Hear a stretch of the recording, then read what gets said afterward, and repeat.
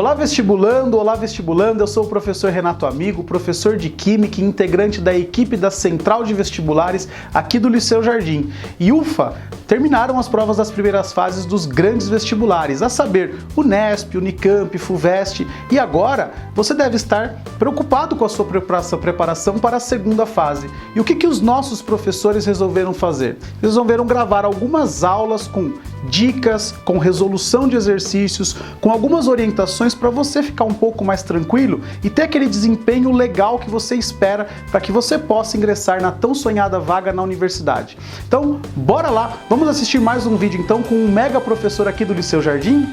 Oi! Então, vocês foram para a segunda fase da Fuvest, imagina a alegria, imagina a nossa expectativa, eu imagino a alegria de vocês. Estou assim, extremamente feliz, né?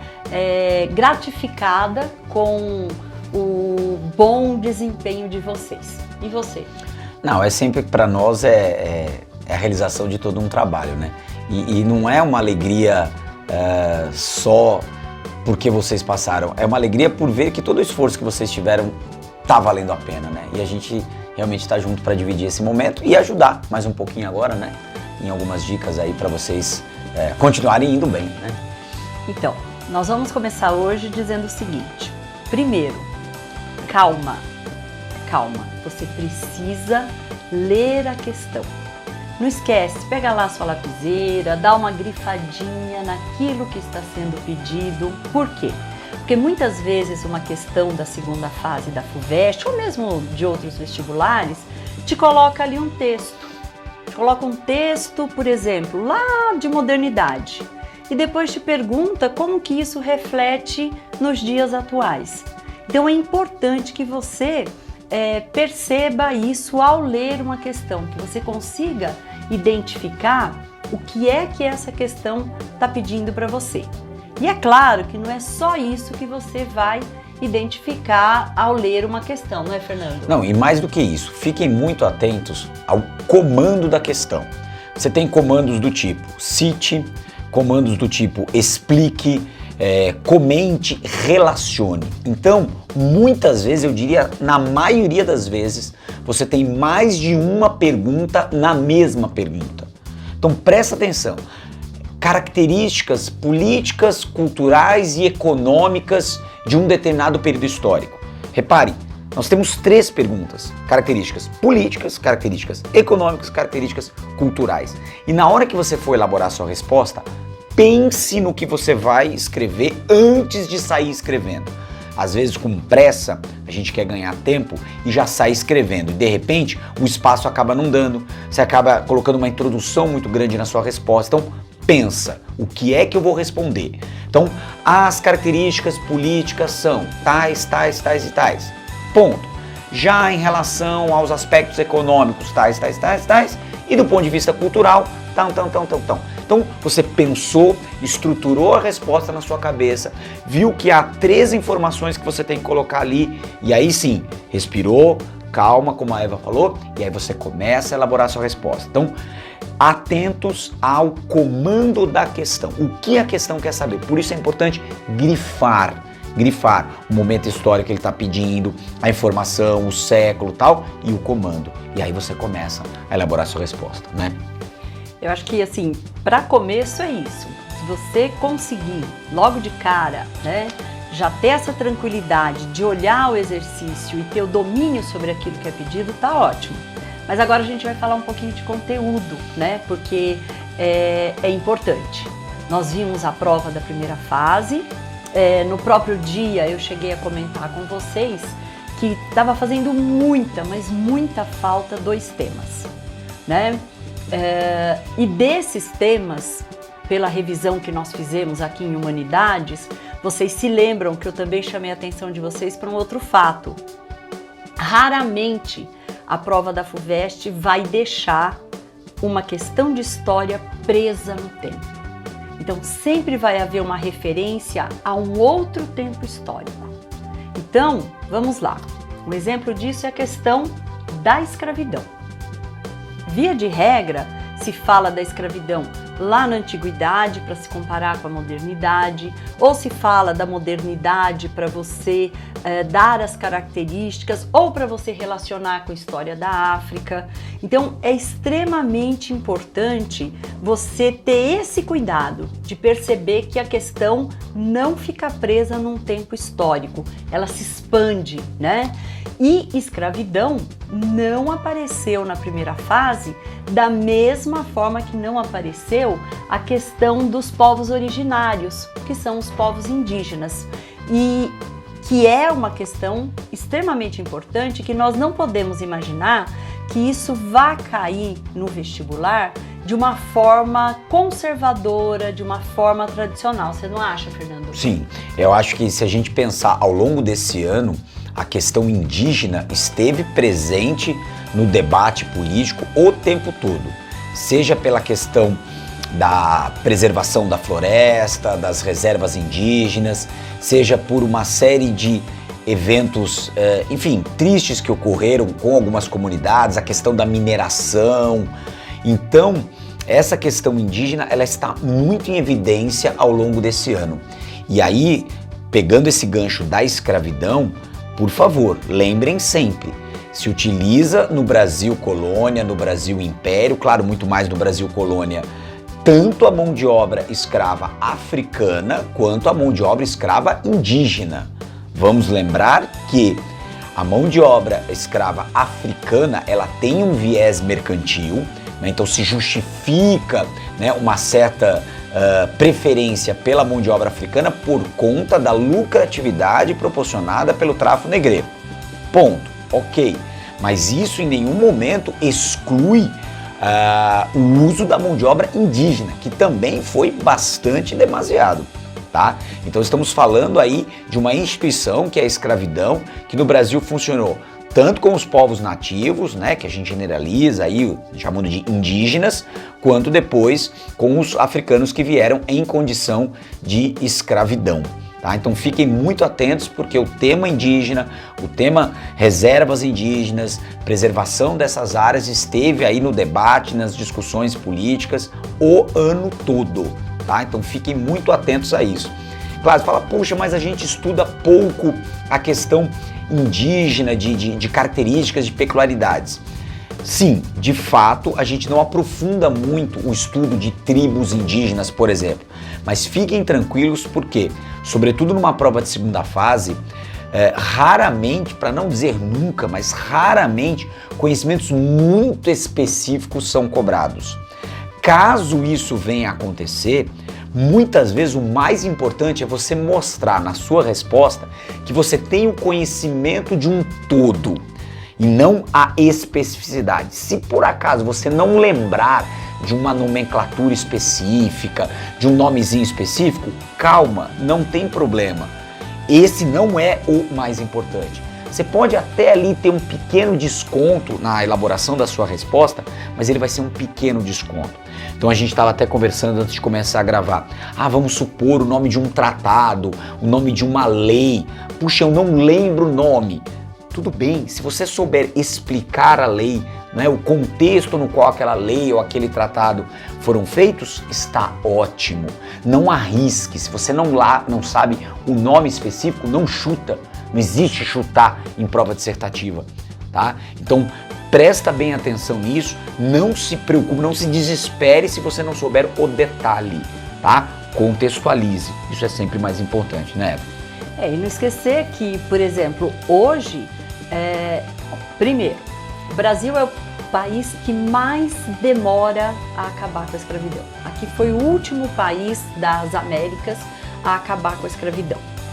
Uma outra questão importante você se lembrar sobre a escravidão é que essa escravidão aqui no Brasil, ela termina sem o Estado criar uma política pública de inclusão, né, dessa população ex-escrava, tá certo?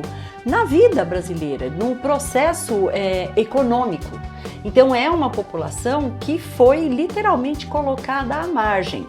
Mas hoje em dia, se você pegar pelo viés da história do trabalho, nós vamos ver que o Brasil ainda tem uma série de situações, condições de trabalho análogas à escravidão. Então a escravidão é um tema ainda extremamente presente. Você não pode se esquecer disso, né? Mas a ligação que nós brasileiros, por isso, temos com os povos africanos. A vinda, ou melhor, os africanos de várias regiões terem sido trazidos para cá, reduzidos à condição de escravo, fez com que nós tivéssemos essa ligação com a África. Vocês viram que na primeira fase caiu uma questão, né, sobre a África, e eu não considero nem um pouco impossível que se pergunte de novo sobre a África, por exemplo, a questão do neocolonialismo, né? Onde as populações são livres, mas vamos questionar um pouco essa situação de liberdade a que os povos, né, as nações africanas foram colocadas pelas nações imperialistas, né, que sobre o território da África montaram uma estrutura diferente de dominação, não à toa é neocolonialismo, não é isso, Fernando? E passaram, né, a determinar os destinos da África até hoje. Essa forma de dominação se estabelece nos séculos 19 e 20. E aí a gente já pode até pensar em dois ganchos. A questão da justificativa da escravidão da população africana. Então aí você entra em questões como darwinismo social, eugenia, branqueamento da população, questões que reverberam até hoje em manifestações de preconceito, de racismo. Infelizmente esse ano foi repleto de episódios tristes, de declarações, enfim, racistas assim ao extremo. Isso aconteceu muitas vezes esse ano, tá? Nós tivemos episódios de declarações assim realmente lamentáveis. Então isso está muito em evidência. Outro aspecto também. Hoje você tem uma Europa que tem que conviver com a questão da imigração. Imigrantes oriundos de onde? De ex-colônias europeias na África. Né? Então essa questão que já vem de alguns anos e esse ano novamente e infelizmente se mantém. Então você saber fazer esse tipo de relação entre um problema da imigração hoje e de onde vem esse problema, né? Como resultado de políticas de demarcação de fronteiras que não condiziam com a realidade dos povos que ali viviam, né? As guerras tribais que foram, digamos, aceleradas, intensificadas com a presença europeia, e hoje a Europa tem que lidar com isso, né? Com levantar muros, levantar barreiras, né? Enfim. Então vejam quantas conexões a gente consegue fazer envolvendo América, né? Brasil, Europa e a África. Então, como a Eva falou, a FUVEST sempre numa segunda fase, outros vestibulares também, os temas nunca ficam presos na história, né? Então, essa capacidade de você correlacionar não só lugares diferentes, mas tempos diferentes, épocas diferentes. Então, de novo, presta atenção no que a questão está pedindo. Pensa na resposta antes de sair escrevendo. E assim, olha como a coisa vai e volta, né? O Fernando falou agora sobre darwinismo social. Tenta lembrar um pouquinho das nossas aulas de Brasil. Uma das motivações que você tem aqui no período, principalmente segunda metade do século XIX, é como fazer o final dessa escravidão. Nós vamos tornar os escravos cidadãos brasileiros? Nós vamos dar a eles um lugar, né? Afinal, construíram toda a riqueza desse país? Não, nós vamos trazer imigrantes europeus dentro daquele processo de embranquecimento que está ligado ao darwinismo social. Ou seja, é muito importante você perceber como tudo está relacionado, né? Como tudo tem a ver com tudo. Então é fundamental você estar atento a esses fatos. Por exemplo, a própria participação dos escravos ou ex-escravos, né, na Guerra do Paraguai, né, numa época em que o Mercosul ou as questões aqui mais no sul da América do Sul começam a entrar em evidência, alguns estranhamentos. É importante a gente perceber isso, né, que houve sim uma guerra aqui e que essa tentativa de unidade, de construção de fronteiras, de uma amizade, né, ela é uma construção histórica muito difícil de se realizar, né? E que também ela é importante ser considerada. E aqui só mais um tema só para puxar aqui, a Eva citou a questão da Guerra do Paraguai. A Guerra do Paraguai é um dos capítulos da nossa história mais importantes na construção e talvez na consolidação, construção e consolidação de um nacionalismo, de um patriotismo. Fiquem muito atentos a diversas obras de arte que são produzidas, sobretudo na segunda metade do século XIX, que tentam reforçar essa questão do que é o brasileiro, né? Então, tanto a questão do brasileiro branco, e eu cito aqui o Modesto Brocos, a obra A Redenção de Campo, que fala dessa questão do branqueamento da população brasileira ao longo das gerações. Você tem as várias obras de arte que tratam de batalhas dentro da Guerra do Paraguai, também nessa ideia de construir um exército que vai lá e forja esse herói brasileiro, esse herói militar brasileiro. A Guerra do Paraguai foi muito importante para isso, né?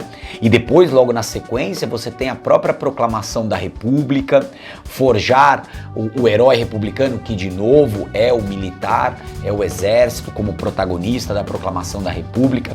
Então a arte, na segunda metade do século XIX, ela cumpriu um papel bastante importante. Vale lembrar que é a época do romantismo. O romantismo trabalha muito com o idealismo, né? Então a construção de uma nação, a ideia de um Brasil grandioso que venceu a guerra, que agora é republicano, como os Estados Unidos também eram republicanos e são até hoje, claro. Enfim, então a arte ela entra também dando esse pano de fundo na construção desse ideal nacional. Então olha só onde é que nós fomos parar, né? Começamos falando de questão indígena, que seria o verdadeiro brasileiro, né? Mas esse verdadeiro brasileiro que depois recebe essa contribuição africana, depois você tem essa questão do nacionalismo sendo construído nesse processo. Então vejam, como a Eva bem falou, tudo acaba se relacionando com tudo. Então preste muita atenção, pense na sua resposta, que a gente tem certeza que vocês estão muito bem preparados. Respira e vai lá. Força! Não esquece de ouvir o Abre Alas da Chiquinha Gonzaga, porque como a gente falou, tudo se relaciona com tudo. Chiquinha Gonzaga é uma mulher, uma compositora assim, maravilhosa, em épocas, né, como as que aqui nós estamos vivendo hoje. Ela é um nome que merece ser lembrado numa questão de vestibular e na nossa vida, né, porque é uma mulher maravilhosa do século XIX, uma vanguarda, né, então boa sorte. Boa sorte, gente. Eu amo vocês vão mandar muito nessa prova. Estamos esperando aqui para pintar essas carinhas. Como é que é? Assim? É assim?